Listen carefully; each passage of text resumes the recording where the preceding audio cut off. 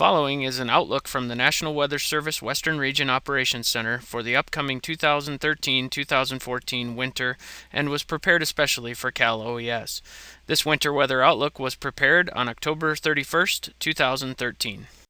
The overall message for the winter outlook is that uncertainty is high as to whether or not above or below normal conditions will occur. While uncertainty is always high for long-term forecasts, the uncertainty is even higher this year due to the combination of a lack of El Niño or La Niña conditions and additional variability in other forecast model guidance and indices that are used for long-term forecasts. As a result, there are no clear, reliable, long-term signals that exist for temperature or precipitation forecasts for this coming winter.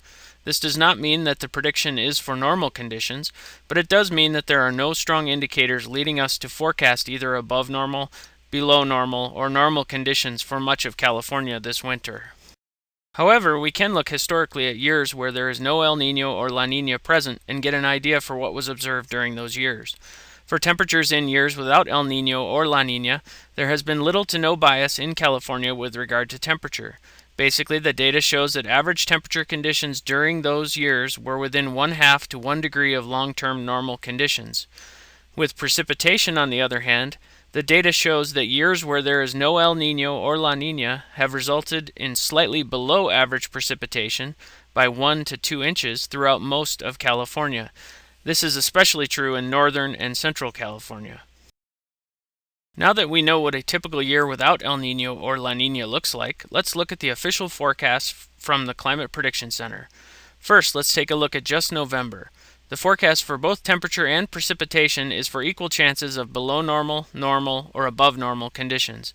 Even with the data on the previous slide, recall that other forecast model data and indices are included in the forecast. So that is why the forecast is not calling for drier than normal conditions across much of California.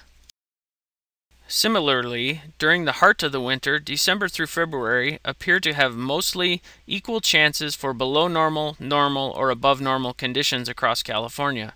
The one exception is the area where the above normal temperatures are slightly favored along the Colorado River. Next, let us take a brief look at water supply issues. For Californians, 2013 thus far has had some of the driest conditions in 118 years. This is especially true across portions of northern and central California, where you see the record driest conditions in the areas of red for the January through September 2013 timeframe.